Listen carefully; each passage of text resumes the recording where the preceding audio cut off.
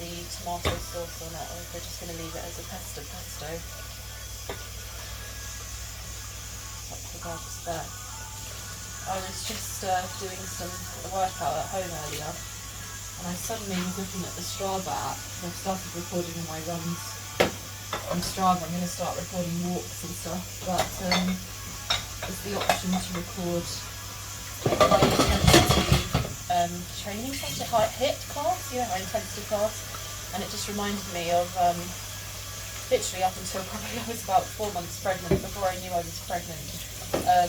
I was doing high intensity workout classes at Fitness First, and you use the I never can remember the names of these weights. I think it's barbells, but the long ones, and squat with them.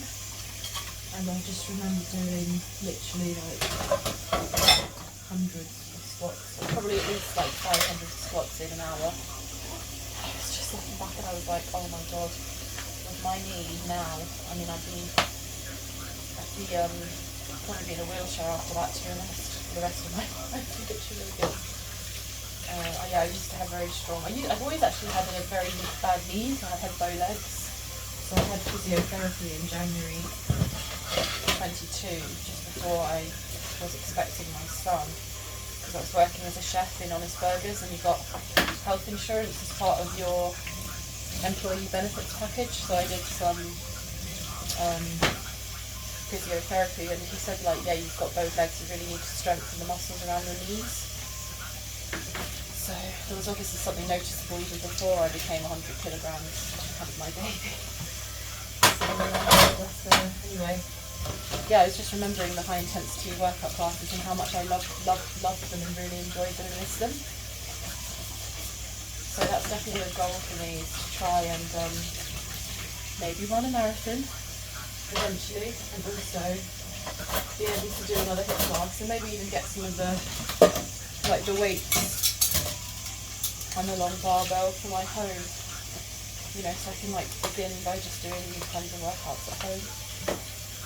Because at the moment I'm just doing sort of yoga and calisthenics, using your own body weight. But I think it would be more effective to actually use equipment, I think. I work more muscles in more different ways, and I probably see results much quicker. But at the same time, I'm still very much in recovery mode at the moment.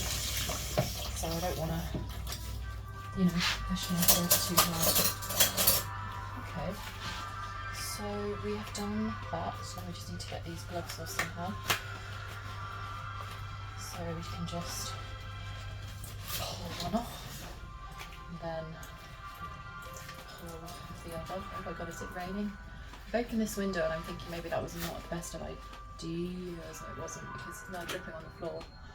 Let me close it a bit. I do like to have the fresh air coming in though.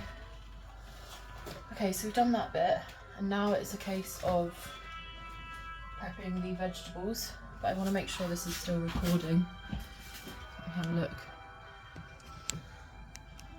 We are still recording. 10 minutes in, baby. What's up? What have we got in store for this video? We'll soon find out how it's going to go. Let's just try this. Try the services. Okay, so firstly we're going to just lay out all the ingredients. We've got a British sweet pointed red paprika deluxe, which is Lidl. I'm just going to give that a wash and a shake, and then put it here. And then we've got some leftover carrots and peas from the Malaysian Penang curry I made. We might put in a few of those. We have got our trusted and favourite and beloved British cheddar cheese from Valley Spire, extra mature British mature cheddar cheese. We've got some harissa paste, which says it needs to be used within a month. And I used this when I made fajitas, remember, the Mexican fajitas, and I don't think it's been a month. Yeah. I don't think it's been a month, so it should be okay. And then we've got some hot honey chorizo, summer edition from Lidl, I think.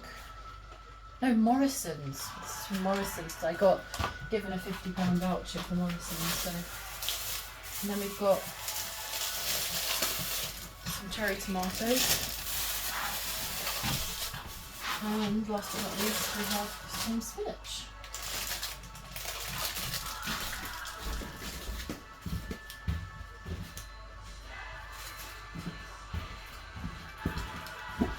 Got some baby spinach. Oops, it's fallen over. Oh, it's really pouring it down. I'm going to close this even more. Okay, so I think first and foremost I'm going to just prep the vegetables. So we need to cut the tomatoes, cut up a few carrots, cut up the pepper, and then we also need to cut up an onion, because to be honest this is actually just supposed to be a chorizo, pepper and onion and cheese and pesto pasta. My intention isn't really to be adding spinach. Tomatoes doesn't really make a difference, but I am adding chopped tomatoes already. So anyway, let's get started. We've got our chopping knife, and I hope you can see me. I still don't know how to cut this pepper, we're just giving it a good guess. I think I'm actually going to go halfways this time and then quarter it. Actually, I don't. Honestly, your guess is as good as mine. I'll just sort of scrape out the seeds. Okay, so.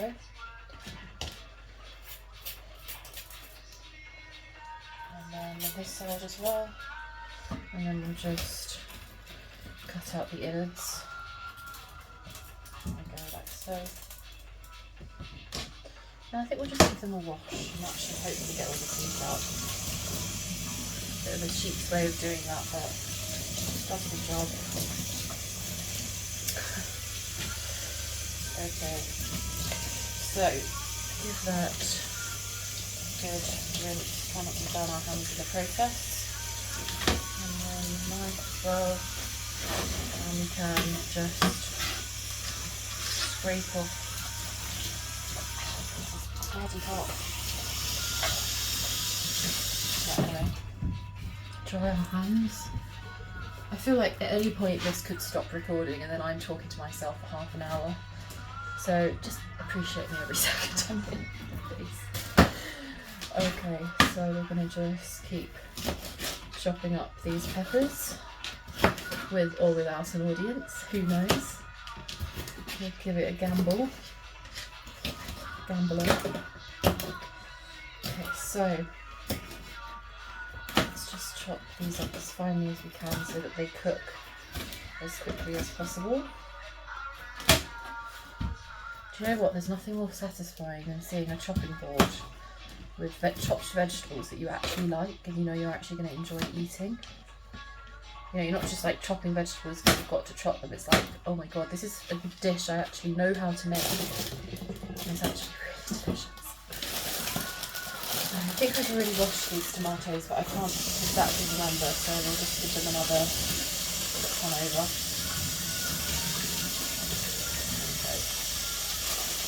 You know, to be honest with you, I'm just using these vegetables because if I don't, they'll just go to waste. And I'm really trying to reduce my waste. So we'll just put, we won't put all of them because I think I will have them with hummus. We'll just put just a few like that. They can go in a freezer bag in a second. And then let's just, we're just going to sort of halve these. Oh no, my towel's come down. We're just going to halve these tomatoes because I don't want the juice to come out of them. As you'll see, let me just concentrate rather than yapping because I do not want to amputate my hand during what should be a light-hearted cooking video. I am not yet Jamie Oliver's standard of culinary precision and expertise. Okay. So We've chopped up the tomatoes. I can't remember what I was telling you, but it's okay. We've chopped up the tomatoes and now we're going to do the onion. I'm not actually sure if I really want to add any carrots and peas, you know, because it's like, I kind of want to actually enjoy this dinner, you know. So I think what I'm actually going to do is I'm going to add just pesto, and then I'm just going to add like a very small handful of spinach, you know, so you can barely tell. And I'm not going to add the carrots. I just don't really fancy it, to be honest. I mean, I'll have them with something else. I'll make like a soup. Maybe I can make a soup or stew. I don't know. I want to actually. Finally, it's glowing. The point I'm trying to make is that I want to actually enjoy the food I cook, and the recipes I make. You know, I actually want to enjoy eating them. Otherwise, nobody's going to get anything from these videos. And also, I'm supposed to be showing that I am actually just practicing for these dishes for cooking them for my son. Making sure he gets his 5 a day, because he's a grown boy. Needs all the nutrients he can get. Some of the rinse. The towel's falling down. Floor's slippy because it leaked from the window. It's bedlam, but as long as the food tastes nice, that's what's important here. That's what I'm making this video for.